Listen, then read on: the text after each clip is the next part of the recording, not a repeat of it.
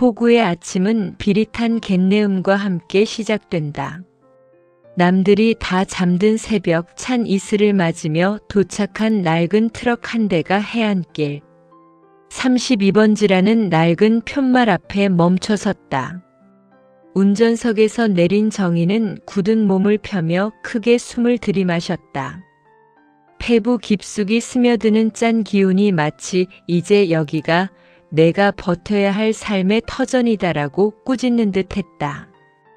뒷좌석에서 곤히 잠든 4살배기 아들 준우의 쌕쌕거리는 숨소리만이 고요한 새벽 공기를 채웠다. 정희는 아이의 볼을 가만히 쓰다듬었다. 서울에서의 고단했던 삶을 뒤로하고 연고도 없는 이 낯선 어촌 마을로 도망치듯 내려온 건 오로지 이 작은 생명 하나를 지키기 위해서였다. 그녀가 구한 집은 마을 끝자락에 위치한 퇴락한 단층 가옥이었다. 마당에는 잡초가 무성하고 지붕 처마는 한쪽이 기우뚱했지만 정희에게는 그 어떤 궁궐보다 절실한 성벽이었다. 남편 없이 아이를 키우는 젊은 여자라는 꼬리표는 서울에서도 이곳에서도 그녀를 따라다닐 그림자라는 것을 안다. 하지만 정희는 고개를 저었다. 엄마가 지켜줄게, 준우야. 아직은 잠기지도 않은 녹슨 대문을 밀며 정희는 결심했다. 이곳에서 가장 따뜻한 밥을 짓는 사람이 되겠노라고. 그녀가 가진 전 재산은 낡은 솥단지와 아이의 옷가지, 그리고 돌아가신 친정엄마가 남겨준 비법 담긴 간장 한 항아리가 전부였다. 해가 중천에 뜨자 마을이 술렁이기 시작했다. 텃새가 세기로 유명한 옹진항 안악들이 하나둘 정희의 집 앞을 기웃거렸다. 어이, 젊은 색시. 어디서 왔어? 혼자 애 키우나? 생선. 괴짝을 머리에 인 할머니 한 분이 대뜸 마당으로 들어서며 물었다. 정희는 빗자루를 놓으며 정중하게 허리를 숙였다. 안녕하세요.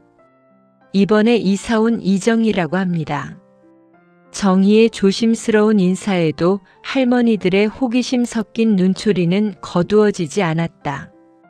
젊은 여자가 연고도 없는 이곳에 애 하나 달랑 데리고 온 사연이 무엇일까? 그들은 이미 머릿속으로 수만 가지 소설을 쓰고 있었다. 정희는 사람들의 수군거림을 뒤로하고 작은 식당을 차릴 준비를 시작했다. 가게 이름은 고민할 것도 없이 봄날 식당이라 지었다. 비록 지금은 시린 겨울의 끝자락에 서 있지만 언젠가는 준우와 자신의 삶에도 따뜻한 봄볕이 들기를 바라는 간절한 염원이었다. 메뉴는 소박했다. 엄마에게 배운 대로 정성껏 끓여낸 시래기 된장국과 바다에서 갓 건져 올린 제철 생선구이. 대단한 기술은 없었지만 정희에게는 음식이 곧 누군가에게 건네는 가장 따스한 위로라는 믿음이 있었다. 개업 첫날 예상대로 식당 안은 썰렁했다. 마을 사람들은 힐끔거리며 지나갈 뿐 선뜻 문을 열고 들어오지 않았다. 정희는 텅 빈 테이블을 닦고 또 닦으며 준우의 점심을 챙겼다. 엄마 배고파. 아이의 맑은 눈망울을 보니 울컥 눈물이 차올랐지만 정희는 짐짓 밝은 목소리로 노래를 흥얼거렸다. 바로 그때 문에 걸린 종이 딸랑 소리를 내며 울렸다. 첫 손님이었다. 낡은 점퍼를 걸친 투박한 인상의 남자가 머쓱하게 들어와 자리에 앉았다. 여기 밥 됩니까? 정희는 서둘러 주방으로 들어가 정성껏 밥을 펐다. 꾹꾹 눌러 담은 흰 쌀밥 위에 갓 구운 조기 한 마리, 그리고 구수한 냄새가 진동하는 된장국을 차려냈다. 남자는 말없이 밥을 입에 넣더니 한참을 씹었다. 국물이 꼭 우리 어머니가 해주시던 맛이네. 남자의 한마디에 정희의 긴장이 눈 녹듯 사라졌다. 투박한 어촌 마을에서 느낀 첫 번째 온기였다. 남자가 식사를 마치고 나간 자리에는 구겨진 지폐 한 장과 함께 작은 귤 2알이 놓여 있었다. 아이 주라는 무언의 배려였다. 정희는 그 귤을 손에 쥐고 한참 동안 창밖의 바다를 바라보았다. 저녁이 되자 바닷바람이 매서워졌다. 정희는 식당 입구에 등을 켰다. 어둠이 내린 폭우의 봄날 식당의 노란 불빛이 등대처럼 번져나갔다.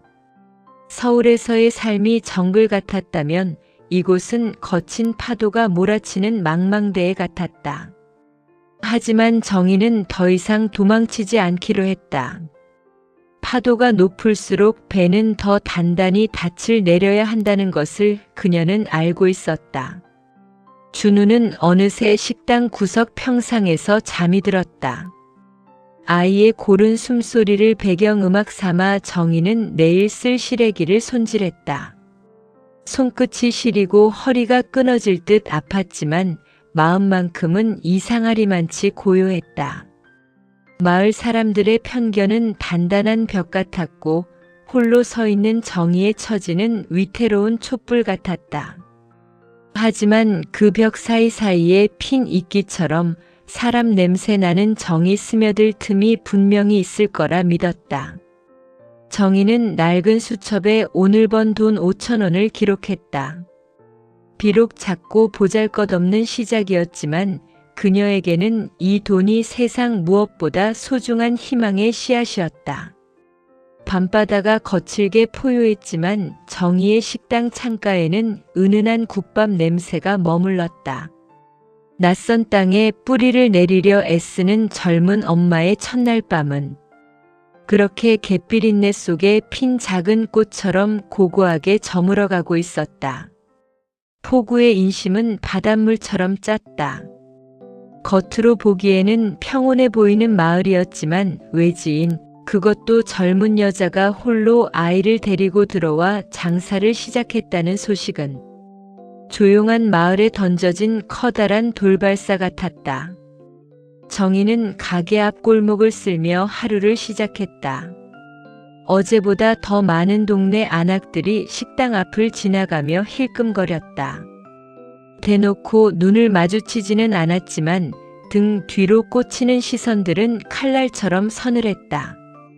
저 집 색시 말이야, 서울서 무슨 사연이 있어서 여기까지 내려왔대? 글쎄, 애 아빠는 보이지도 않는 게 영 수상쩍어. 낮은 속삭임이 바닷바람을 타고 정희의 귓가에 머물렀다. 정희는 못 들은 척 빗질에만 열중했다. 사실 이런 반응은 익숙했다. 편견이라는 것은 한 번 자리를 잡으면 좀처럼 지워지지 않는 얼룩 같다는 것을 그녀는 이미 뼈저리게 겪어왔다. 그때 마을의 실세이자 가장 목소리가 크기로 소문난 옹진 상회의 팔복 할머니가 위풍당당하게 걸어왔다. 할머니는 정희의 가게 앞에 멈춰서서 팔짱을 꼈다. 이봐 젊은이, 여기가 장사 만만해 보여? 이 바닥 사람들 입맛이 까다로워서 웬만한 손맛으론 명함도 못 내밀어. 팔복 할머니의 눈빛은 마치 검문을 하는 순경처럼 매서웠다. 정희는 허리를 굽혀 정중히 인사했다. 부족하지만 열심히 해보겠습니다, 할머니.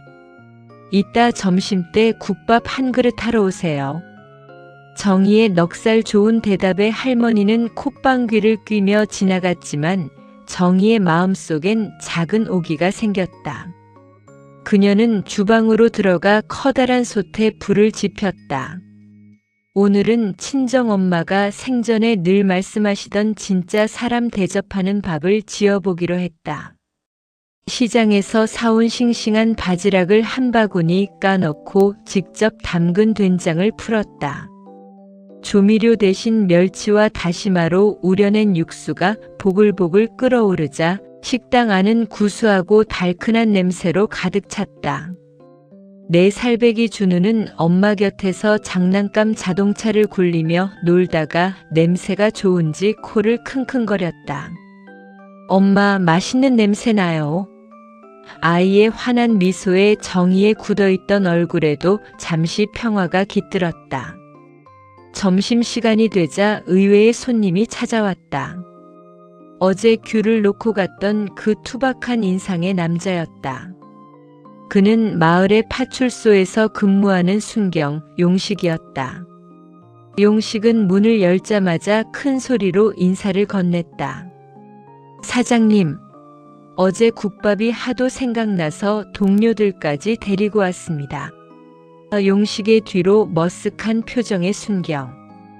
2명이 따라 들어왔다. 정희는 반가운 마음에 서둘러 자리를 안내했다. 어서 오세요. 귀한 발걸음 해주셔서 감사합니다. 정희는 평소보다 더 넉넉하게 고명을 얹고 간 묻힌 겉절이를 접시 가득 담아냈다.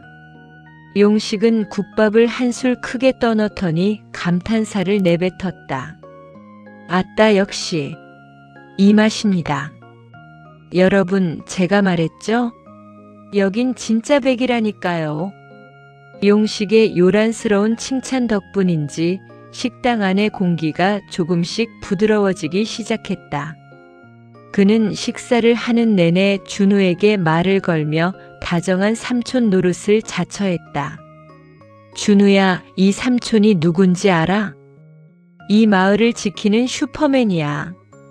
용식의 허풍 섞인 말에 준우가 까르르 웃음을 터뜨렸다. 정희는 그 모습을 보며 가슴 한구석이 찡해졌다. 아빠의 빈자리를 늘 미안해했던 그녀에게 용식의 투박한 다정함은 생각지도 못한 선물과 같았다. 하지만 정희는 이내 마음을 다잡았다. 친절에 익숙해지면 기대하게 되고 기대가 무너지면 상처가 된다는 것을 그녀는 너무나 잘 알고 있었다. 오후가 되자 다시 긴장감이 감돌았다. 팔복 할머니를 필두로 한 동네 옹벤져스 아줌마들이 단체로 식당에 들이닥친 것이다. 그들은 자리에 앉자마자 가게 구석구석을 훑어보며 트집을 잡기 시작했다. 수저통이 왜 이래? 물기는 꽉 닦아야지. 이 김치는 너무 싱거운 거 아냐? 바닷가 사람들은 간이 세야 해. 정희는 묵묵히 그들의 잔소리를 받아내며 연신 고개를 숙였다.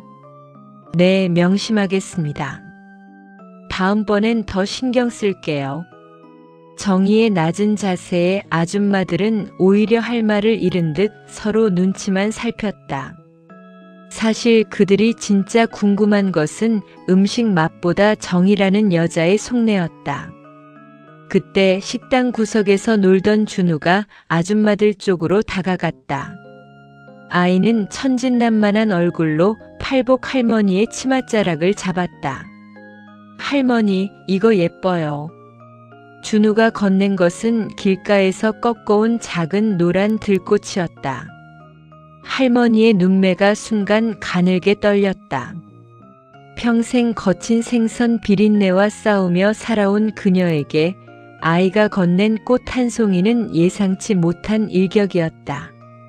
뭐, 이런 걸 다 주고 그래. 꼬마 녀석이 눈썰미는 있어가지고. 할머니는 짐짓 무뚝뚝하게 꽃을 받아 주머니에 넣었지만 그 뒤로 음식에 대한 타박은 멈췄다. 사람의 마음을 여는 것은 화려한 말솜씨가 아니라 아이의 순수한 손길 같은 사소한 진심이라는 것을 정희는 다시 한번 깨달았다. 아줌마들이 휩쓸고 간 자리, 식당은 다시 고요해졌다. 정희는 그들이 남긴 빈 그릇들을 치우며 안도의 한숨을 내쉬었다. 비록 응원의 말은 한마디도 듣지 못했지만 그들이 국물을 끝까지 비워냈다는 사실만으로도 정희에게는 큰 격려가 되었다. 갯마을의 텃새는 여전했고 정희가 넘어야 할 산은 아직도 첩첩산중이었다. 하지만 오늘 용식이 보여준 무조건적인 지지와 팔복, 할머니의 주머니 속에 담긴 노란 들꽃 한 송이가 정희에게는 든든한 버팀목이 되었다. 그녀는 주방 창문을 열어 바다를 보았다. 저 멀리 수평선 너머로 해가 저물며 바다를 붉게 물들이고 있었다. 거친 파도는 쉬지 않고 밀려왔다 밀려갔지만 해안가의 바위는 그 자리에서 묵묵히 제 몸을 깎으며 바다를 견뎌내고 있었다. 정희는 자신의 모습이 저 바위와 닮았다고 생각했다. 세상의 편견과 오해가 파도처럼 밀려와 몸을 때리겠지만 그녀는 준우를 위해 더 단단해질 것이다. 준우야, 오늘 밥 맛있었지? 정희의 물음에 아이가 고개를 세차게 끄덕였다. 그 작은 몸짓 하나에 정희는 세상을 다 얻은 기분이 들었다. 낯선 동네에서의 이틀째 밤 정희는 비로소 이곳의 짠 바람 속에 자신의 숨결을 섞기 시작했다. 비린내 나던 폭우의 공기가 오늘따라 유난히 구수하게 느껴지는 밤이었다. 마을의 공기는 미묘하게 변하고 있었다. 정희의 봄날 식당에서 풍겨나오는 된장. 냄새가 골목의 비린내와 섞여들수록 사람들의 경계심도 조금씩 묽어지는 듯 했다. 하지만 평온은 언제나 폭풍 전야의 정적과 닮아있는 법이다. 정희는 가게 문을 열기도 전에 담장 너머로 날아든 차가운 시선을 마주해야 했다. 서울에서 왔다는 정체 모를 사내 하나가 마을 어귀에서 정희의 행방을 묻고 다닌다는 소문이 돌았기 때문이다. 옹진항처럼 좁은 동네에서 비밀이란 존재하지 않았다.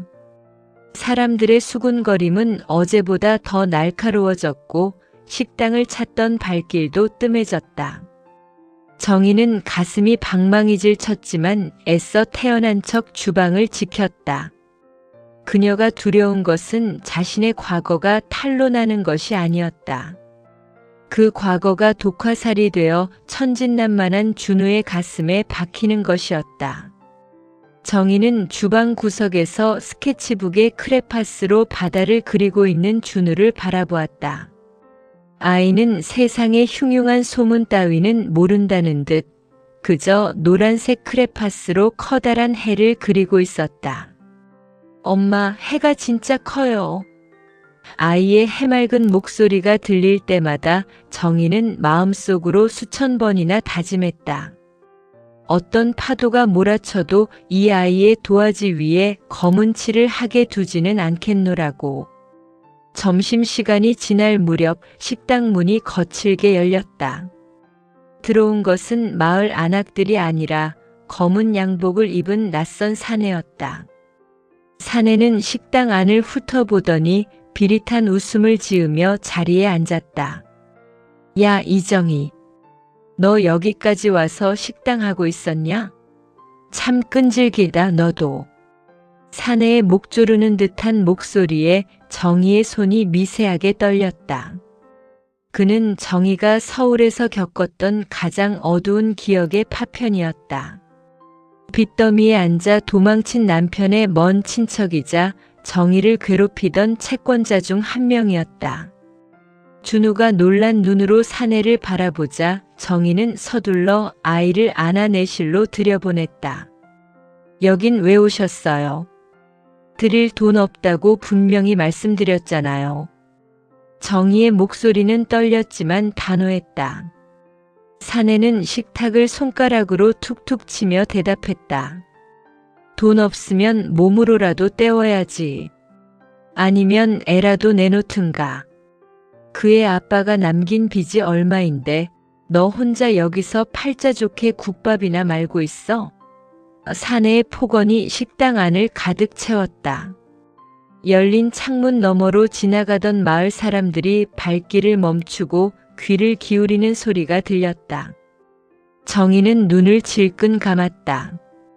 공들여 쌓아온 이 작은 성벽이 무너져 내리는 소리가 들리는 듯 했다. 바로 그때 식당 문이 다시 한번 활짝 열렸다. 이번에 들어온 것은 용식이었다. 그는 평소에 유들유들한 미소는 간대었고 툭 튀어나온 광대뼈가 실룩거릴 정도로 굳은 표정이었다. 아이고, 이게 누구신가? 우리 평화로운 옹진항에 웬 검은 까마귀가 날아들었네. 용식은 사내의 맞은편 자리에 털썩 앉으며 경찰 배지를 식탁 위에 툭 내려놓았다. 사내는 당황한 듯 미간을 찌푸렸다. 뭐야, 당신? 경찰이 왜 남의 개인적인 일에 참견이야? 용식은 껄껄 웃으며 사내의 어깨를 꽉 쥐었다. 그 투박하고 두꺼운 손가락에 힘이 들어가자 사내의 얼굴이 일그러졌다. 개인적인 일? 우리 동네 주민 괴롭히는 건 내 공적인 일이지. 당신 불법 채권 추심이 얼마나 무서운 죄인지 모르나 본데 지금 당장 나랑 파출소 가서 법 공부 좀 해볼까? 용식의 으름장의 사내는 씩씩거리며 자리에서 일어났다. 두고 봐, 이정희. 이게 끝인 줄 알아? 사내가 도망치듯 식당을 빠져나가자 정희는 참았던 숨을 몰아쉬며 바닥에 주저앉았다. 눈물이 왈칵 쏟아졌다. 치욕스러움과 안도감이 뒤섞인 뜨거운 눈물이었다. 용식은 말없이 정희에게 손수건을 건넸다. 사장님, 고개 숙이지 마세요. 사장님이 잘못한 거 하나도 없잖습니까? 식당 밖은 여전히 수군거림으로 가득했다. 정희의 사정이 만천하에 드러난 셈이었다. 하지만 반전은 뜻밖의 곳에서 찾아왔다. 저녁 무렵 팔복 할머니가 양손 가득 생선 상자를 들고 식당으로 들어왔다. 할머니는 아무 일도 없었다는 듯 평상에 상자를 툭 내려놓았다. 야, 이정희. 이거 손질해서 찜 좀 해와라. 배고파 죽겠다. 뒤이어 옹벤져스 아줌마들이 하나둘 들어오기 시작했다. 그들은 정희의 과거를 묻지 않았다. 대신 평소보다 더 시끄럽게 떠들며 반찬 투정을 해댔다. 김치가 왜 이렇게 매워? 물 좀 가져와 봐. 어우, 이 집 된장국은 먹어도 질리지가 않네. 정희는 깨달았다. 이 투박하고 거친 사람들은 자신들만의 방식으로 정희를 감싸 안아주고 있었다. 사연 없는 무덤이 어디 있겠어. 여기서 밥 잘해 먹이고 애 잘 키우면 그게 장땡이지. 팔복 할머니가 툭 던진 한마디에 정희는 주방에서 몰래 눈물을 훔쳤다.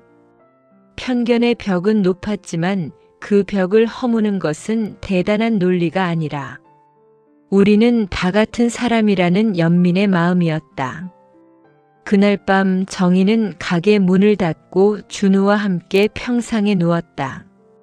밤하늘에는 서울에서는 보지 못했던 무수한 별들이 쏟아질 듯 빛나고 있었다. 준우는 엄마의 품에 안겨 중얼거렸다. 엄마, 저 별들이 우리 지켜주는 거예요? 정희는 아이를 꼭 껴안았다. 아니, 별보다 더 따뜻한 사람들이 우리를 지켜주고 있단다. 갯바람은 여전히 차가웠지만 정희의 가슴 속에는 난로를 피운 듯 온기가 가득했다. 자신의 과거가 부끄러운 흉터가 아니라 더 단단한 새살이 돋아나기 위한 과정이었음을 그녀는 이제 조금씩 받아들이고 있었다. 낯선 땅에서의 세 번째 밤 정희는 비로소 이 마을의 일원이 되었다는 깊은 소속감을 느꼈다. 옹진항의 파도 소리가 오늘따라 거친 위로의 노래처럼 들려오는 밤이었다. 마을을 휩쓸고 지나간 한 차례의 소동은 역설적으로 정희의 마음속에 단단한 빗장을 채우게 했다. 누군가에게 기대는 법을 잊고 살았던 그녀에게 용식의 무모하리만큼 순수한 정의감은 고마우면서도 한편으로는 겁이 나는 일이었다. 정희는 평소보다 일찍 가게 앞 평상에 앉아 멸치똥을 따기 시작했다. 손끝에 밴 비린내가 익숙해질 법도 한데 오늘따라 마음 한구석이 자꾸만 일렁였다. 그때 골목 어귀에서 사장님 하고 외치는 우렁찬 목소리가 들렸다. 보지 않아도 알 수 있었다. 옹진항의 햇살을 통째로 삼킨 것 같은 남자 용식이었다. 용식은 양손에 커다란 수박 한 통과 갓 잡아 올린 문어 한 마리를 들고 씩씩하게 걸어왔다. 아이고, 벌써부터 일을 하십니까? 오늘은 좀 쉬셔도 되는데. 용식은 정희의 대답도 듣지 않고 평상 한쪽 끝에 털썩 앉아 문어를 내려놓았다. 정희는 당황스러운 듯 멸치를 만지던 손을 멈췄다. 용식 씨, 자꾸 이렇게 가져오시면 저 부담스러워요. 파출소 일은 안 보세요? 정희의 쌀쌀맞은 말투에도 용식은 허허 웃으며 소매를 걷어붙였다. 제 일은 우리 동네 사람 살피는 거라니까요. 사장님 표정이 어두우면 옹진항 전체가 침울해지는 법입니다. 용식은 능숙한 손놀림으로 멸치박스를 제 앞으로 당겼다.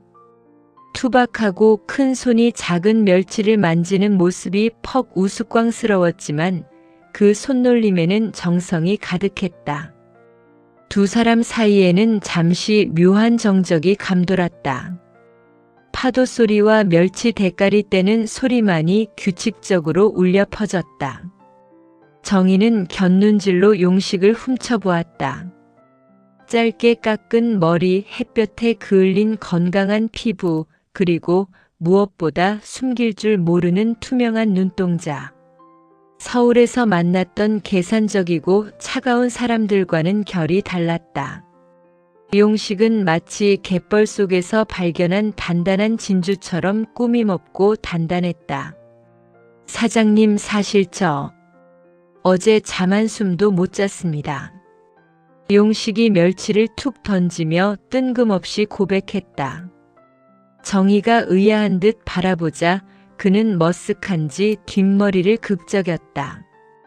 그 나쁜 놈이 또 오면 어쩌나 사장님이 무서워서 울고 계시면 어쩌나 싶어서 파출소 옥상에서 사장님 가게 불빛만 계속 봤거든요. 그런데 불이 일찍 꺼지길래 아, 우리 사장님 참 강한 분이구나 싶어서 마음이 놓였습니다. 용식의 투박한 진심이 정희의 가슴 깊은 곳을 툭 건드렸다. 누군가 나를 위해 밤을 지새우며 불빛을 지켜봐 준다는 것. 그것이 얼마나 큰 위로인지 정희는 처음 알았다. 하지만 정희는 애써 시선을 돌렸다. 용식 씨, 저는요. 누굴 다시 믿고 마음 줄 형편이 못 돼요. 준우 키우는 것만으로도 숨이 차거든요. 정희의 거절 섞인 말에 용식의 표정이 잠시 굳어지는 듯 했지만 이내 더 밝은 미소를 지어 보였다. 사장님, 사랑이라는 게 뭐 대단한 건가요? 그냥 옆에서 같이 멸치똥이나 따주고 비 오면 우산 씌워주고 맛있는 거 생기면 제일 먼저 생각나는 거. 그거면 된 거 아닙니까? 전 급할 거 없습니다.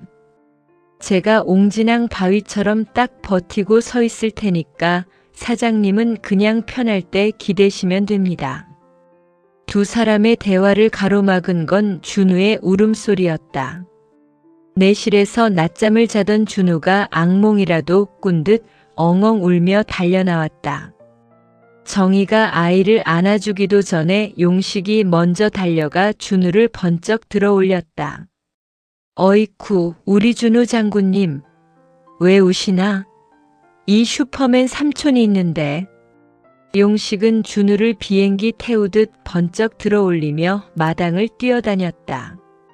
아이의 울음소리는 이내 까르르 웃음소리로 바뀌었다. 정희는 그 광경을 보며 자신도 모르게 입가에 미소가 번졌다. 차갑게 얼어붙어 있던 그녀의 마음속 빙하가 아주 조금씩 녹아내리는 기분이었다. 그날 오후 평화롭던 마을에 예기치 못한 비보가 전해졌다. 팔복 할머니의 아들들이 타있던 고깃배가 갑작스러운 돌풍에 연락이 끊겼다는 소식이었다. 마을 전체가 순식간에 비탄에 잠겼다. 옹진 상회 앞에는 마을 사람들이 모여 발을 동동 굴렀고 팔복 할머니는 바닥에 주저앉아 바다를 향해 오열했다. 평소 정의를 구박하던 아줌마들도 오늘만큼은 서로를 부둥켜 안고 울음을 터뜨렸다. 정의는 주방에서 서성이다 결심한 듯 커다란 솥을 꺼냈다.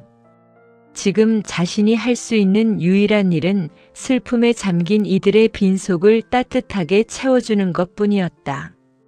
정의는 밤새 잠을 자지 않고 정성껏 국을 끓였다. 기운을 차릴 수 있게 소고기를 듬뿍 넣고 물을 썰어 넣어 시원하게 우려낸 국물이었다. 새벽녘 정의는 따뜻한 국물을 담은 양은 냄비들을 들고 옹진 상회로 향했다. 그곳엔 밤을 지새운 용식과 마을 사람들이 초췌한 모습으로 앉아 있었다. 다들 이것 좀 드세요. 속이 비면 마음도 더 시린 법이에요. 정의가 건넨 국밥 한 그릇에 사람들은 조용히 숟가락을 들었다.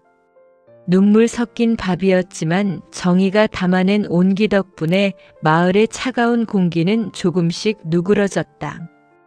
다행히 정오가 지나자 연락이 끊겼던 배가 무사히 입항했다는 소식이 들려왔다. 마을은 다시 환희의 눈물로 가득 찼다.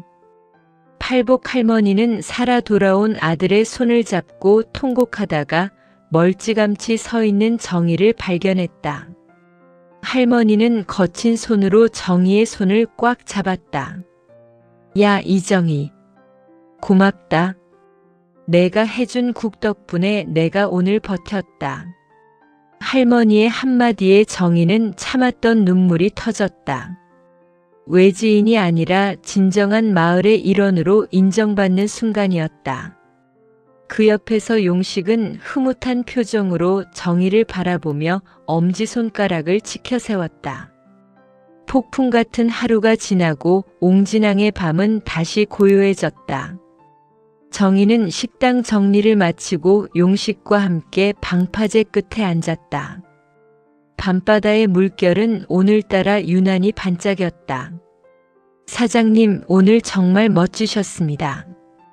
용식의 말에 정의는 쑥스러운 듯 고개를 숙였다. 제가 뭘요? 그냥 마음이 쓰여서 그랬어요. 정의는 처음으로 용식의 어깨에 살짝 머리를 기댔다. 용식은 놀란 듯 몸이 굳었지만 이내 따뜻한 손으로 정의의 차가운 손을 감싸 안았다. 사장님, 이제 혼자 파도 맞지 마세요. 제가 있잖아요. 낯선 땅에서의 네 번째 밤 정의는 비로소 이 마을의 갯비린내가 향기로운 삶의 냄새로 바뀌었음을 느꼈다. 옹진항의 공기는 이제 더 이상 정의의 살결을 핥히는 칼바람이 아니었다. 주방 창틈으로 스며드는 바람에는 이웃들이 말리는 과메기의 비릿하고도 고소한 냄새가 섞여 있었고 길 가던 이가 툭 던지고 간 배추 한 포기에 정이 배어 있었다. 하지만 평화가 깊어질수록 정의의 마음 한구석에는 해결하지 못한 숙제 같은 불안함이 앙금처럼 남아 있었다. 바로 준우의 친부이자 정의의 삶을 벼랑 끝으로 밀어넣었던 그 과거의 잔상들이었다. 아침은 유난히 안개가 짙었다. 앞이 보이지 않는 바다처럼 정의의 마음도 안개 속을 헤매고 있었다. 그날 오후 식당에는 예상치 못한 불청객이 찾아왔다. 일전에 용식에게 쫓겨났던 그 사내가 이번에는 혼자가 아니었다. 법원 집행관이라는 명찰을 단 사람들까지 대동하고 나타난 것이었다. 이정희, 내 남편이 남긴 빚이 내 명의로 된 연대보증서에 아주 선명하게 박혀 있어. 도망친다고 끝날 줄 알았냐? 사내의 비열한 웃음과 함께 식당 문에 붉은 압류 딱지가 붙기 시작했다. 정의는 눈앞이 캄캄해졌다. 이제 막 뿌리를 내리려던 이 소중한 보금자리가 다시금 무너져 내리고 있었다. 준우는 겁에 질려 정희의 치맛자락을 잡고 울먹였다. 마을 사람들이 하나둘 식당 앞으로 모여들었다. 수군거림은 예전처럼 비난이 아니었다. 어머, 저게 무슨 일이야? 우리 정혜 씨한테 왜 저런데? 팔복. 할머니가 맨발로 달려와 사내의 앞을 막아섰다. 이놈아, 어디 감히 우리 동네 귀한 식당에 이딴 빨간 딱지를 붙여? 내 놈이 뭔데? 젊은 여자 혼자 애 키우는 걸 방해해. 할머니의 호통에도 사내는 눈 하나 깜짝하지 않았다. 오히려 법적 근거를 들이대며 마을 사람들을 위협했다. 정희는 무너지는 마음을 다잡으며 아이를 품에 꼭 안았다. 아, 결국 나는 도망칠 수 없는 걸까? 그때 멀리서 사이렌 소리와 함께 용식의 오토바이가 굉음을 내며 달려왔다.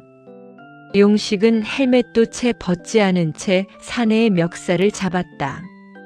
당신 지난번에 내가 경고했지. 근데 이번엔 나라 일하는 사람들까지 속여서 이 사기를 쳐? 용식의 목소리는 분노로 떨리고 있었다. 용식은 품에서 서류 뭉치 하나를 꺼내 집행관들에게 내밀었다. 그것은 용식이 며칠 밤을 지새우며 서울의 경찰 동기들에게 부탁해 찾아낸 증거였다. 이 연대보증서 위조된 겁니다. 정혜 씨 남편이 아내 몰래 인감 도장 훔쳐서 찍은 거고 사문화된 채권이라는 판결문 여기 있습니다. 상황은 급반전되었다. 사내는 당황하며 뒷걸음질 쳤고 집행관들은 서류를 검토하더니 붙였던 딱지를 떼어내기 시작했다. 용식은 사내의 손목에 수갑을 채우며 차갑게 말했다. 사문서 위조의 불법 추심, 거기다 공무집행 방해까지. 당신은 이제 평생 옹진항 바다 구경은 못할 줄 알아. 사내가 끌려나가는 모습을 보며 마을 사람들은 환호성을 질렀다. 하지만 정희는 그 자리에 주저앉아 소리 없이 울었다. 긴장과 공포가 풀리며 터져나온 눈물이었다. 용식은 사람들을 물리고 정희의 곁으로 다가와 무릎을 굽혔다. 사장님, 이제 정말 끝났습니다. 그 누구도 사장님 괴롭히지 못하게 제가 다 치웠어요. 용식의 투박한 손이 정희의 눈물을 닦아주었다. 정희는 울음 섞인 목소리로 물었다. 왜 이렇게까지 하세요? 저 같은 여자가 뭐라고? 용식은 정희의 손을 두 손으로 소중하게 감싸주었다. 사장님이 그냥 이정이니까요. 제가 지키고 싶은 꽃이니까요. 사장님, 이제 도망치지 마세요. 여기가 사장님 집이고 우리가 사장님 가족입니다. 용식의 진심 어린 고백에 정희는 비로소 마음속 깊이 닫아걸었던 마지막 빗장을 풀었다. 그날 저녁 식당은 잔치 분위기였다. 팔복 할머니는 씨알 굵은 도미를 가져와 찜을 했고 옹벤져스 아줌마들은 각자 집에서 가져온 밑반찬으로 상을 채웠다. 정희는 주방장이 아닌 손님이 되어 마을 사람들과 한자리에 앉았다. 정희야, 고생 많았다. 이제 다 잊고 여기서 준우랑 행복하게만 살아라. 팔복 할머니의 따뜻한 한마디에 정희는 다시 한번 눈시울이 붉어졌다. 준우는 용식의 무릎에 앉아 닭다리를 뜯으며 해맑게 웃고 있었다. 그 모습이 마치 아주 오래전부터 그래왔던 것처럼 자연스러웠다. 밤이 깊어지자 식당 안에는 웃음꽃이 피어났다. 정희는 문득 식당 벽에 걸린 봄날 식당이라는 간판을 바라보았다. 이름처럼 정말로 자신의 삶에 따뜻한 봄이 찾아온 것 같았다. 서울에서의 상처와 아픔은 소금기 섞인 바닷바람에 씻겨나갔고 그 빈자리는 이웃들의 거칠지만 따뜻한 정으로 채워졌다. 정희는 용식과 눈이 마주치자 살짝 미소 지었다. 용식은 얼굴이 발그레해진 채 수줍게 웃어 보였다. 두 사람 사이의 공기는 갯비린내가 아니라 달콤한 꽃향기처럼 감미로웠다. 폭풍우가 지나간 뒤에 바다는 유난히 고요하고 맑다. 정희의 삶도 그러했다. 과거의 망령에서 완전히 벗어난 그녀는 이제 더 이상 뒤를 돌아보지 않기로 했다. 자신을 믿어주는 사람들과 지켜야 할 아이, 그리고 무엇보다 자신을 아껴주는 한 남자가 있는 이 옹진항이 그녀의 진짜 고향이었다. 정희는 잠든 준우를 눕히고 가게 앞 평상에 용식과 나란히 앉았다. 밤하늘의 별들은 어제보다 더 낮게 내려와 그들을 축복하는 듯 했다. 용식 씨 고마워요. 저를 다시 숨쉬게 해줘서.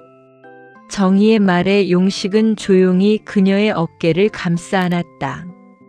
아닙니다. 저야말로 사장님 덕분에 가슴 뛰는 법을 배웠는걸요. 두 사람의 그림자가 달빛 아래 하나로 겹쳐졌다. 낯선 땅에서의 밤, 정희는 비로소 인생이라는 바다에서 길을 잃지 않는 법을 배웠다. 거친 파도가 쳐도 꺾이지 않는 마음, 그리고 서로를 보듬는 온기만 있다면 그 어디든 봄날이라는 것을 깨달으며 정희의 이야기는 새로운 희망의 장을 열고 있었다. 평온해진 옹진항의 아침은 평소보다 완만한 파도 소리와 함께 찾아왔습니다. 붉은 압류 딱지가 떨어져 나간 봄날. 식당의 유리창은 정희가 새벽 내내 닦아낸 덕분에 투명하게 빛나고 있었고 그 너머로 보이는 바다는 이제 두려움의 대상이 아닌 든든한 앞마당처럼 느껴졌습니다. 하지만 인생이란 바둑판에는 늘 예상치 못한 돌이 놓이기 마련입니다. 정희는 가게 문을 열려다 멈칫했습니다. 희끗희끗한 머리칼 위로 서리가 내려앉은 듯한 뒷모습, 그리고 낡은 꽃무늬 보따리. 10수년 전 가난을 이기지 못하고 정희를 큰아버지 댁에 맡긴 채 소식이 끊겼던 친정엄마 수님이었습니다. 정희의 가슴은 분노와 그리움, 그리고 알 수 없는 서글픔이 뒤섞여 요동치기 시작했습니다. 엄마. 정희의 목소리가 가늘게 떨렸습니다. 노파는 고개를 들었습니다. 주름진 얼굴에는 세월의 풍파가 고스란히 새겨져 있었고 그 깊은 눈꼴에는 미안함이 눈물처럼 고여 있었습니다. 수님은 차마 식당 안으로 발을 들이지 못하고 마당 끝에 서서 정희를 바라보았습니다. 정희야, 살아있었구나. 우리 딸 장하게도 살고 있었구나. 수님의 갈라진 목소리에 정희는 차갑게 마음을 다잡으려 애썼습니다. 이제 와서 왜요? 나 죽은 줄로만 알고 살았으면서 이제 와서 왜 나타난 거예요? 정희의 매몰찬 말에 수님은 아무 대답 없이 품속에서 낡은 통장 하나를 꺼내 놓았습니다. 평생 남의 집 일을 하며 식당 설거지를 하며 모은 푼돈들이 빼곡히 적힌 통장이었습니다. 미안하다. 이거 주려고 너 찾느라 한참 걸렸다. 이거면 우리 손주 맛있는 것도 사주고 가게 전세도 보탤 수 있을 거야. 정희는 그 통장을 바라보며 목이 메어왔습니다. 엄마를 미워하며 보냈던 수많은 밤이 무색하게 수님의 손은 이미 뼈마디가 뒤틀리고 굳은 살이 박여 있었습니다. 그 투박한 손목에는 정희가 어릴 적 좋아했던 알록달록한 실팔찌 하나가 낡은 채로 감겨 있었습니다. 엄마는 단 한순간도 딸을 잊은 적이 없었던 것입니다. 내실에서 잠을 자다 나온 준우가 낯선 할머니를 보고 정희의 뒤로 숨었습니다. 수님은 아이를 보며 눈시울을 붉혔습니다. 아이고 우리 강아지. 엄마를 쏙 빼닮았네. 용식은 파출소 순찰을 돌다 예사롭지 않은 분위기를 감지하고 식당으로 달려왔습니다. 상황을 눈치챈 용식은 특유의 넉살로 분위기를 누그러뜨렸습니다. 아이고 장모님, 아니 사장님 어머님 되십니까? 어쩐지 사장님이 미인이시다 했더니 어머님을 닮아서 그러셨구먼요. 용식은 수님의 짐을 번쩍 들어 식당 안으로 옮겼습니다. 정희는 당황했지만 용식의 배려 덕분에 엄마를 외면하지 않고 마주 앉을 수 있었습니다. 수님은 정희가 차려낸 따뜻한 시래기 된장국 한 그릇을 들고 오열했습니다. 내가 준 밥보다 내가 차려준 밥이 훨씬 맛있구나. 정희야, 정말 미안하다. 그날 저녁 식당에는 옹진항의 가족들이 하나둘 모여들었습니다.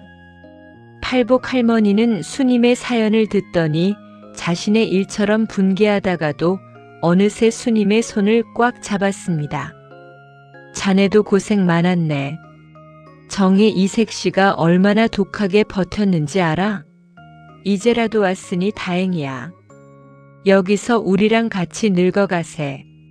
아줌마들은 수님에게 마을의 법도를 가르쳐 주겠다며 시끌벅적하게 수다를 떨었습니다. 정희는 그 모습을 보며 비로소 가족이라는 단어의 참된 의미를 깨달았습니다. 피를 나눈 천륜뿐만 아니라 아픔을 공유하고 곁을 지켜주는 이웃들까지 모두가 자신의 거대한 가족이었습니다. 수님의 합류로 식당은 더욱 활기가 넘쳤습니다. 엄마의 손맛이 더해진 반찬들은 마을 사람들의 입맛을 단숨에 사로잡았고 정희는 오랜만에 엄마의 품 안에서 어린아이처럼 투정도 부릴 수 있게 되었습니다. 준우는 새로운 할머니의 등장에 신이 났는지 수님의 등에 매달려 떨어질 줄 몰랐습니다. 용식은 퇴근 후면 식당으로 달려와 수님에게 점수를 따기 위해 온갖 재롱을 피웠습니다. 장모님, 아니 어머님, 제가 이 옹진항에서 제일 믿음직한 사윗감인 거 아시죠? 용식의 너스레에 수님은 오랜만에 소리내어 웃었습니다. 밤이 깊어지자 정희는 엄마와 나란히 누워 천장을 바라보았습니다. 어릴 적 꿈꿨던 엄마와의 하룻밤이 30이 넘어서야 이루어진 것입니다. 엄마, 미안해하지 마. 나 이제 정말 행복해. 정희의 말에 수님은 정희의 손을 꼭 잡았습니다. 거친 두 손이 맞닿은 자리에서 뜨거운 온기가 전해졌습니다. 갯바람은 여전히 차가웠지만 방 안은 모녀의 숨결과 이웃들의 정으로 훈훈했습니다. 낯선 땅에서의 6번째 밤, 정희는 비로소 과거의 결핍을 채우고 온전한 완생의 조각을 맞춰 나가고 있었습니다. 폭풍우가 핥히고 간 자리에 더 단단한 새살이 돋아나듯 정희의 삶은 이제 그 어떤 파도에도 흔들리지 않을 뿌리를 내리고 있었습니다. 그녀는 창밖의 바다를 보며 나직이 속삭였습니다. 봄이 정말로 왔네요. 달빛 아래 조용히 일렁이는 옹진항의 파도는 이제 그녀에게 세상에서 가장 감미로운 자장가였습니다. 엄마의 코 고는 소리와 준우의 잠꼬대가 섞여드는 평화로운 밤, 정희는 인생이라는 긴 항해 끝에 마침내 가장 안전하고 따뜻한 항구에 도착했음을 확신하며 깊은 잠에 빠져들었습니다. 옹진항의 공기는 이제 정희의 폐부에 가장 익숙한 온도로 머물고 있었습니다. 주방 화구에서 뿜어져 나오는 열기와 갓 지은 솥밥의 김이 서린 창문은 이 작은 식당이 누군가에게는 생존의 보루였고 누군가에게는 안식의 성전이었음을 증명하고 있었지요. 정희는 유난히 일찍 눈을 떴습니다. 곁에서 쌕쌕거리며 자는 준우의 머리칼을 쓸어 넘기다 보니 문득 이 아이의 성실을 바꾸고 번듯한 울타리를 만들어주고 싶다는 간절함이 차올랐습니다. 그것은 용식이라는 남자가 매일 아침 건네던 투박한 진심에 대한 정의만의 대답이기도 했습니다. 가게 문을 열자마자 용식이 들이닥쳤습니다. 평소의 경찰 제복이 아니라 어디서 빌려왔는지 어깨가 꽉 끼는 낡은 양복 상의를 걸치고 있었습니다. 손에는 옹진 상회에서 제일 비싸다는 건강식품 상자가 들려 있었지요. 장모님, 아니 어머님 계십니까? 용식의 우렁찬 목소리에 내실에서 나무를 다듬던 수님이 깜짝 놀라 안경을 고쳐 썼습니다. 용식은 그대로 안방 바닥에 무릎을 꿇고 앉아 절을 올렸습니다. 저 옹진항 파출소 황용식입니다. 제가 정혜 씨랑 준우 그리고 어머님까지 제 평생의 가족으로 모시고 싶습니다. 허락해 주십시오. 수님은 갑작스러운 청혼에 눈시울이 붉어졌습니다. 내 딸이 혼자 애 키우며 겪었을 수모를 누구보다 잘 아는 엄마였기에 용식처럼 무구한 남자의 등장은 기적과도 같았습니다. 하지만 정희는 오히려 담담했습니다. 용식 씨, 나 아직 빚쟁이들한테 쫓기던 기억이 생생해요. 나랑 결혼하면 용식 씨 앞길에 걸림돌이 될지도 몰라요. 정희의 말에 용식은 벌떡 일어나 정희의 두 손을 꽉 잡았습니다. 걸림돌이면 제가 밟고 넘어가게 해드릴 거고 디딤돌이면 제가 더 단단히 박아드릴 겁니다. 사장님은 그냥 제 옆에만 계세요. 제가 옹진항 방파제가 되어드릴 테니까요. 이 소식은 옹진항의 바닷바람보다 빠르게 퍼져나갔습니다. 뭐? 용식이가 드디어 장가를 간다고. 팔복. 할머니를 필두로 한 옹벤져스 안악들은 제1인 양 들떠서 식당으로 모여들었습니다. 야, 정희야. 결혼식은 무슨 예식장이야? 우리 옹진항 백사장에서 잔치 열어야지. 아줌마들은 벌써부터 국수 삶을 솥을 챙기고 홍어를 삭히며 잔치 준비에 돌입했습니다. 정희는 쑥스러워 고개를 숙였지만 이웃들이 내미는 거친 손마디에서 전해지는 응원이 그 어떤 화려한 축가보다 웅장하게 들렸습니다. 결혼 준비는 유쾌한 소동의 연속이었습니다. 예복을 맞추러 간 날 용식은 정희가 고른 소박한 흰색 원피스를 보고는 바보처럼 입을 벌린 채 한참을 서 있었습니다. 사장님, 아니 정혜 씨, 정말 선녀가 따로 없네요. 제가 전생에 나라를 구했나 봅니다. 용식의 호들갑에 정희는 오랜만에 소녀처럼 얼굴을 붉혔습니다. 준우는 용식이 사준 작은 나비 넥타이를 메고 거울 앞에서 경례를 붙이며 아빠 라고 불렀습니다.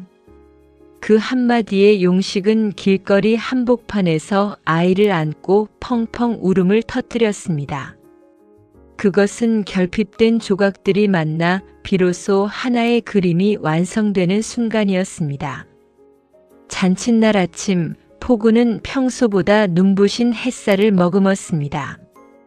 정희는 엄마 수님이 정성껏 비녀를 꽂아준 머리를 매만지며 거울을 보았습니다. 10년 전에 정희가 보았다면 믿지 못할 만큼 평온하고 아름다운 얼굴이었습니다. 식당 앞마당에는 마을 사람들이 직접 만든 꽃길이 깔렸고 옹진 상회 팔복 할머니는 제일 좋은 비단을 가져와 차이를 쳤습니다. 오늘 정혜 우리 동네에서 제일 예쁘다. 아줌마들의 칭찬이 파도 소리처럼 밀려왔습니다. 혼인 서약서는 소박했습니다. 비가 오나 눈이 오나 갯비린내가 나나 향수 냄새가 나나 평생 정혜 씨의 국밥 맛을 지키는 1호 단골이 되겠습니다. 용식의 선언에 마을 사람들은 배꼽을 잡고 웃다가 이내 눈물을 훔쳤습니다. 정희는 떨리는 목소리로 답했습니다. 저를 다시 꿈꾸게 해준 이 마을과 이 사람을 평생 사랑하며 살겠습니다. 두 사람이 맞잡은 손 위로 준우가 달려와 안겼습니다. 이제 세 사람은 더 이상 각자의 섬이 아니라 하나의 단단한 대륙이 되었습니다. 잔치는 밤늦도록 이어졌습니다. 가마솥에서는 육수 냄새가 끊이지 않았고 막걸리 잔이 오가는 소리마다 축복이 묻어났습니다. 수님은 한쪽 구석에서 팔복 할머니와 손을 맞잡고 그저 미소 지었습니다. 자네 딸 하나 정말 잘 키웠네. 할머니의 인정에 수님은 평생의 한을 다 푼 듯 고개를 끄덕였습니다. 정희는 잔치 끝자락에 잠시 홀로 방파제에 섰습니다. 멀리서 들려오는 사람들의 웃음소리와 잔잔한 파도, 소리가 어우러져 세상에서 가장 아름다운 합창을 만들어내고 있었습니다. 정혜 씨, 여기서 뭐 하세요? 용식이 등 뒤에서 따뜻한 외투를 걸쳐주었습니다. 정희는 그의 품에 기대어 밤바다를 바라보았습니다. 그냥요. 꿈만 같아서요. 내가 정말 이런 행복을 누려도 되는 사람인가 싶어서. 용식은 정희의 어깨를 더 꽉 감싸 안았습니다. 당연하죠. 당신은 행복해지려고 태어난 사람이고 나는 그 행복을 배달하려고 경찰된 사람인걸요. 두 사람의 그림자가 은빛 달빛 아래 길게 늘어났습니다. 낯선 땅에서 정희는 비로소 인생의 가장 험난한 고비를 다 넘겼음을 직감했습니다. 과거의 짠물은 증발하여 단단한 소금 결정체가 되었고 그 결정체는 이제 삶의 맛을 내는 소중한 자산이 되었습니다. 정희는 용식의 손을 꼭 쥐며 내일 아침 다시 불을 지필 가마솥을 생각했습니다.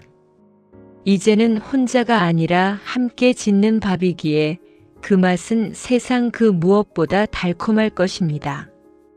옹진항의 밤은 그렇게 축복과 환희 그리고 이름 모를 안도감 속에 깊어만 갔습니다. 세월은 옹진항의 파도처럼 쉼없이 밀려가며 정희의 이마에 잔잔한 훈장 같은 주름을 남겼습니다. 그러나 그 주름은 고단함의 흔적이 아니라 수만 번 웃고 울며 쌓아 올린 인생의 결이었습니다. 이제는 마을의 명물이 된 봄날 식당의 문을 여는 손길에는 노련함과 여유가 묻어났습니다.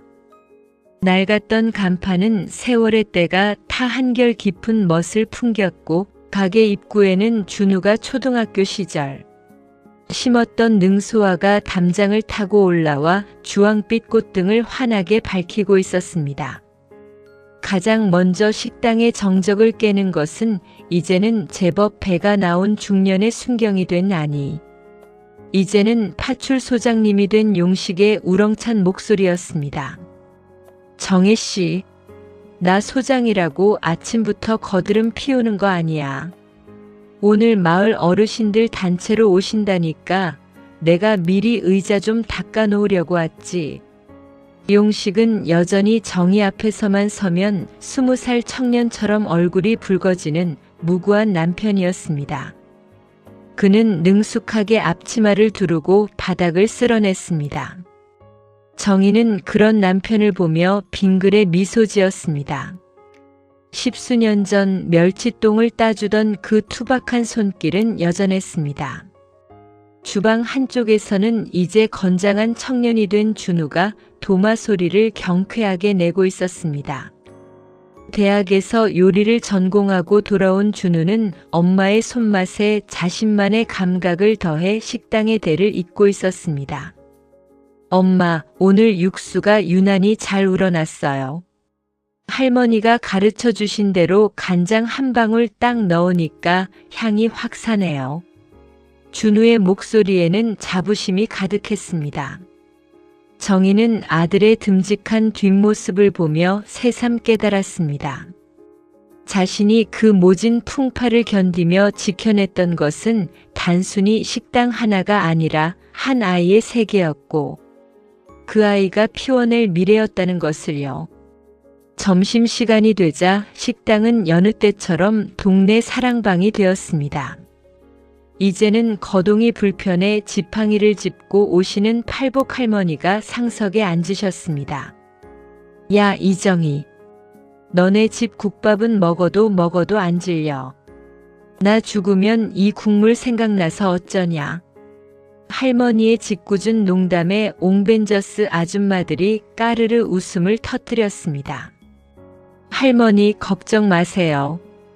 제가 저승까지 배달해 드릴게요. 용식의 너스레에 식당 안은 금세 훈훈한 온기로 가득 찼습니다. 정희는 부지런히 식탁 사이를 누비며 사람들의 빈잔을 채우고 마음을 살폈습니다. 이곳은 이제 밥을 파는 곳을 넘어 서로의 상처를 하차주고 기쁨을 나누는 거대한 집이 되어 있었습니다. 오후 햇살이 식당 마루에 길게 누울 무렵 정희는 잠시 뒷마당 평상에 앉아 숨을 돌렸습니다. 그 곁에는 백발이 성성해진 엄마 수님이 앉아 있었습니다. 수님은 정희의 손을 꼭 잡고 지그시 바다를 바라보았습니다. 정희야, 참 잘 살았다. 우리 딸이 이짠 바닷가에서 꽃을 피웠어. 수님의 한마디에 정희는 지난 세월이 주마등처럼 스쳐 지나갔습니다. 보따리 하나 들고 낯선 폭우에 내려 내몰리던 밤, 압류 딱지가 붙어 통곡하던 순간, 그리고 용식과 함께 백사장을 걷던 결혼식 날까지 그 모든 아픔과 눈물이 발효되어 지금의 이 깊은 맛을 내는 밑거름이 되었음을 그녀는 알고 있었습니다. 해질 무렵 정희와 용식은 손을 잡고 방파제 끝까지 산책을 나갔습니다. 옹진항의 낙조는 세상의 모든 허물을 덮어주려는 듯 온 바다를 황금빛으로 물들이고 있었습니다. 용식 씨, 나 여기 오길 정말 잘한 것 같아요. 그때 용식 씨 안 만났으면 내 인생은 여전히 겨울이었을 거예요. 정희의 고백에 용식은 그녀의 어깨를 감싸 안으며 답했습니다. 아니에요. 정희 씨는 어디에 피어도 향기가 났을 꽃이에요. 나는 그냥 그 향기에 취해서 길을 멈춘 나비일 뿐이고요. 용식의 여전한 닭살 멘트에 정희는 환하게 웃었습니다. 이제 정희에게 인생은 더 이상 버텨야 할 숙제가 아니라 하루하루 정성껏 비벼내는 맛깔스러운 비빔밥 같은 것이었습니다. 고추장처럼 매운 시련도 있었고 참기름처럼 고소한 사랑도 있었으며 나물처럼 투박하지만 든든한 이웃들도 있었습니다. 그 모든 재료가 어우러져 봄날이라는 하나의 요리가 완성된 것이지요. 그녀는 자신의 삶을 통해 증명했습니다. 세상의 편견보다 무서운 것은 스스로를 포기하는 마음이며 사람이 사람에게 주는 가장 큰 기적은 화려한 보석이 아니라 따뜻한 밥 한 그릇의 진심이라는 것을요. 밤바다가 고요하게 일렁이는 옹진항의 밤이 깊어갔습니다. 정희는 가게 불을 끄기 전 마지막으로 거울을 보았습니다. 그곳에는 더 이상 도망치는 여자가 없었습니다. 당당하게 자신의 삶을 책임지고 타인의 아픔을 안아줄 줄 아는 넉넉한 바다를 닮은 여인이 서 있었습니다. 내일은 또 어떤 손님이 오시려나? 정희는 기분 좋은 설렘을 안고 앞치마를 갈무리했습니다. 내일 아침이면 또다시 가마솥의 연기는 피어오를 것이고 갯비린내 사이로 구수한 사람 사는 냄새가 골목을 채울 것입니다. 미생이었던 그녀의 삶은 그렇게 매일매일 조금씩 완생의 무늬를 그려가며 옹진항의 영원한 봄날로 남았습니다. 파도 소리가 마치 수고했다는 위로의 박수처럼 들려오는 평화로운 밤, 정희는 사랑하는 가족들의 숨소리를 자장가 삼아 세상에서 가장 단잠에 빠져들었습니다.